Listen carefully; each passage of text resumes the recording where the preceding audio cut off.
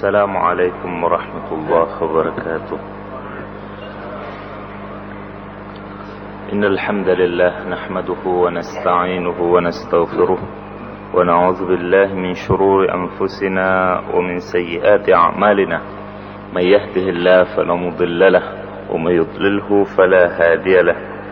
أشهد أن لا إله إلا الله وحده لا شريك له وأشهد أن محمدا عبده ورسوله أرسله بالهدى ودين الحق ليظهره على الدين كله ولو كره المشركون. يا أيها الذين آمنوا اتقوا الله حق تقاته ولا تموتن إلا وأنتم مسلمون.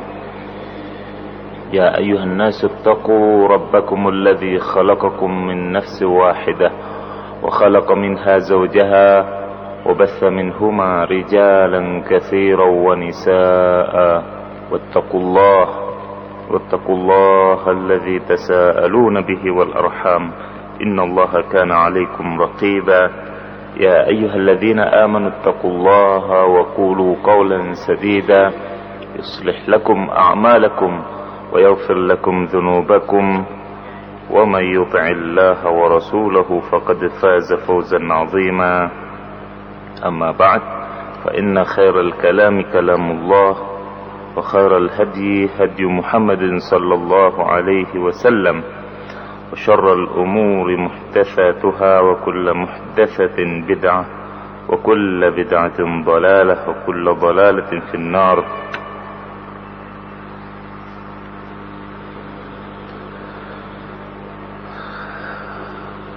Hadirin yang saya hormati dan dirahmati oleh Allah Subhanahu wa taala serta pendengar suara Perak Jaya.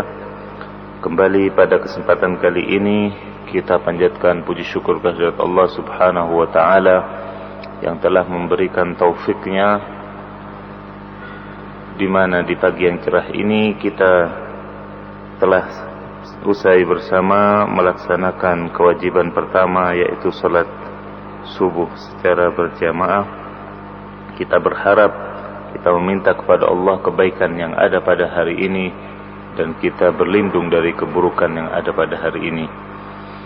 Salawat dan salam kita curahkan kepada Nabi tercinta Muhammad sallallahu alaihi wasallam beserta para sahabatnya, tabi'in, tabi'in serta seluruh pengikutnya hingga akhir masa. Ahibati fillah, kembali pada kesempatan kali ini kita lanjutkan apa yang tersisa dari pembahasan kita tempo hari berkenaan dengan hadis diwajibkannya salat, di mana kita telah sampai kepada hadis, potongan hadis di mana Rasulullah sallallahu alaihi wasallam menerima wahyu dari Allah Subhanahu wa taala, kemudian juga menerima perintah diwajibkannya salat. Kemudian beliau katakan di sini, fa farada alayya 50 salatan fi kulli yawmin wa lailah. Aku diperintahkan melaksanakan salat sehari semalam sebanyak 50 kali. Fanazaltu ila Musa. Setelah menerima perintah tadi, Rasulullah turun pun melalui langit demi langit hingga tatkala beliau sampai ke Musa, beliau ditanya oleh Musa alaihi salam, "Ma farada rabbuka ala ummatik?" Apa yang telah diwajibkan oleh Rabbmu, yaitu oleh Allah Subhanahu wa ta'ala atas umatmu? Qultu 50 salatan. Nabi menjawab 50 salat. Qala irji' ila rabbik fas'alhu at-takhfif. Kemudian Nabi Musa alaihissalam menjawab atau memberikan saran kepada Nabi, kembalilah kepada Allah dan mintalah keringanan, dispensasi. Fa inna ummataka la yutiquna dzalik, karena umatmu tidak akan sanggup untuk itu, untuk melaksanakan salat selama satu hari semalam sebanyak 50 kali. Tidak akan sanggup, kata Musa. Tidak cukup itu, Musa berkata, fa inni qad balautu bani Israil wa khabartuhum. Karena aku punya pengalaman, karena aku punya beberapa kali percobaan dengan yang namanya umatku, yaitu Bani Israel. Dan ayat-ayat dalam surat Al-Baqarah itu salah satu bukti nyata bagaimana cobaan yang dialami oleh Nabi Musa tatkala menghadapi umatnya Bani Israel. Al-Baqarah adalah surat terpanjang dalam Al-Quran, di mana dalam surat tersebut sampai-sampai dinamakan Al-Baqarah karena perintah Allah kepada Bani Israel untuk menyembelih satu ekor unta betina, yaitu Al-Baqarah. Qala faraja'tu ila rabbi. Kemudian Rasulullah pun merespon positif saran daripada seniornya, yaitu Musa alaihissalam. Beliau kembali kepada Allah. Faqultu ya rabbi khaffif ala ummati fahatta anni khamsan. Beliau meminta, ya Allah, tolong beri keringanan atas umatku. Maka kemudian Allah pun memberikan potongan 5 kali salat, sehingga tinggal 45. Faraja'tu ila Musa. Setelah itu Rasulullah kembali kepada Musa, turun dan kembali ditanya dan mengabarkan hatta anni khamsan, telah diringankan kepadaku 5. Kemudian Musa pun masih saja menyarankan Nabi, inna ummataka la yutiquna dzalik. Kembali menyarankan Nabi untuk kembali kepada Allah, meminta keringanan. Dan terus saja hal ini, falam azal arji' baina rabbi tabaraka wa ta'ala baina Musa alaihissalam. Nabi terus pulang pergi antara Allah subhanahu wa ta'ala dengan Musa, sampai pada akhirnya Allah memutuskan, ya Muhammad, innahunna khamsu salawatin kulla yaumin wa laylah. Wahai Muhammad, maka telah kewajibkan atas kamu dan umatmu 5 salat dalam sehari semalam. Likulli salatin 10. Setiap salatnya kalian akan diberi pahala 10. Fadzalika khamsuna salatan. Dan dengan demikian akan sama seperti kewajiban yang pertama, yaitu 50 salat dalam timbangannya. Wa man hamma bihasanatin falam ya'malha kutibat lahu hasanah. Dan barang siapa dari umatmu berniat hendak melakukan kebaikan, akan tetapi terhalang, tidak terlaksana apa yang dia niatkan berupa kebaikan tadi, maka akan dituliskan baginya 1 pahala kebaikan. Fa in amilaha kutibat lahu 10. Kalau berhasil dilakukan kebaikan yang berupa niat kemudian diamalkan, maka dia akan memperoleh 10 pahala. Wa man hamma bisayyi'atin falam ya'malha lam tuktab syai'an. Dan ini merupakan rahmat Allah subhanahu wa ta'ala, kebaikan, bahwasanya barang siapa yang berniat hendak melakukan kejelekan tetapi tidak sempat ataupun terhalang, tidak jadi melaksanakannya, maka tidak dituliskan apapun. Fa in amilaha kutibat sayyi'atan wahidah.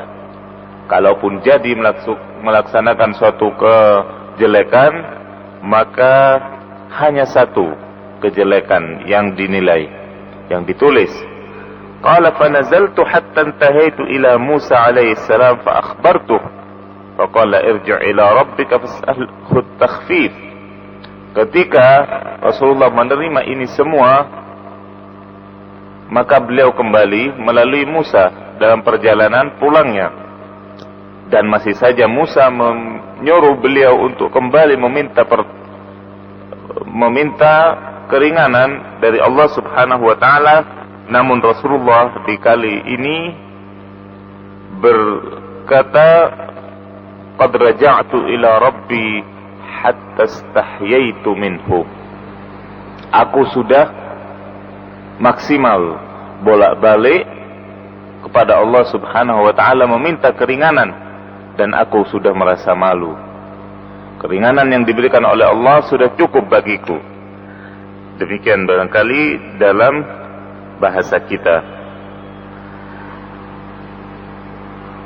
Para hadirin dan pendengar suara Perak Jaya yang saya hormati dan dimuliakan oleh Allah Subhanahu wa taala, begitu beragam riwayat yang mengisahkan perjalanan Nabi sallallahu alaihi wasallam dalam Mi'rajnya, juga dalam menerima perintah salat ini. Dan pada beberapa riwayat ada beberapa tambahan dari riwayat-riwayat yang telah saya bacakan pada kesempatan yang lalu. Di antaranya di sini, kalau hadis yang kemarin yang baru saja kita bacakan ini dari riwayat Imam Muslim, maka dalam Sunan An-Nasa'i disebutkan bahwasanya kejadian ketika Nabi diberi Buraq, sebelum itu dinyatakan di sini, baina ana indal baiti bainan naimi wal yaqdhan. Tatkala aku sedang bersandar ke Ka'bah antara tidur dan terjaga. Ini menunjukkan keadaan Nabi saat itu, di mana hal ini tidak disebutkan pada riwayat yang lalu. If aqbala ahadus salasati bainar rajulain fa'utitu bitasdin min zahab. Kemudian di sini pula dijelaskan bahwasanya malaikat yang mendatangi Nabi adalah 3 orang, sedangkan pada riwayat yang lalu tidak disebutkan. Di sini disebutkan 3 orang malaikat. Kemudian bentuk pembedahan yang dilakukan pun di sini dijelaskan, fasyaqqa minan nahri ila maraqil batni, bahwasanya dada beliau yang dibedah bukan hanya satu mili atau ukurannya, disebutkan antara ujung dadaku, yaitu di bawah pangkal leher, di bawah di antara sambungan dada yang paling atas dengan leher yang terdapat lubang di sini, kemudian sampai di atas pusar beliau. Jadi lumayan betul-betul dibelah dada beliau alaihi salatu wassalam. Dan Anas yang meriwayatkan hadis ini, yang sempat menjadi ajudan Nabi sallallahu alaihi wasallam selama 10 tahun, beberapa kali melihat asar, sekali lagi melihat bekas daripada kejadian ini, yaitu bekas operasi malaikat di dada beliau alaihi salatu wassalam. Kemudian sebagai tambahan pula bahwasanya beliau menjelaskan bahwasanya ketika beliau sampai kepada Sidratul Muntaha, beliau nyatakan di sini sebagai tambahan pula, wa idza fi asliha arba'atu anhar, nahrani batinan wa nahrani zahiran. Dan ketika beliau sampai di Sidratul Muntaha, ternyata ada 4 sungai. Sidratul Muntaha di situ ada 4 sungai yang mengalir di dalamnya. 2 sungai tersembunyi dan 2 sungai nampak, kata beliau. Dan kata Imam Nawawi di sini, kami mengimani apa yang sahih dari hadis Rasulullah sallallahu alaihi wasallam dan menyerahkan hakikat ilmunya kepada Allah. Apalagi yang namanya air merupakan rahmat Allah yang turun dari langit. dan surga merupakan tempat rahmat Allah. Dikatakan di sini, ammal batinan fa fil jannah. Adapun dua sungai yang tersembunyi itu terdapat di surga, kata beliau. Wa amma adh-dhahiran fal Furat wan Nil. Adapun yang tampak adalah sungai Efrat dan sungai Nil. Jadi dikatakan bahwasanya sungai yang kita kenal, sungai Efrat di Irak dan sungai Nil di Mesir dan Sudan. Sungai Nil adalah sungai yang terpanjang yang mengaliri, kalau tidak salah, belasan negara di Afrika. Itu adalah merupakan bagian daripada sungai-sungai yang ada di surga. Dikatakan demikian. Wallahu a'lam bishawab. Dan untuk penjelasan masalah ini butuh waktu khusus. Menurut hemat saya demikian. Untuk itu saya tidak ingin memperluas pembahasan tentang dua sungai tersebut. Ayuhal ahibbah, kiranya sekian dulu apa yang bisa saya sampaikan pada kesempatan kali ini. Mudah-mudahan bermanfaat. Kita tutup majelis kita dengan doa kafaratul majlis. Subhanakallahumma wa bihamdik, asyhadu an la ilaha illa ant, astaghfiruka wa atubu ilaik, wal 'afwu minkum. Assalamualaikum warahmatullahi wabarakatuh.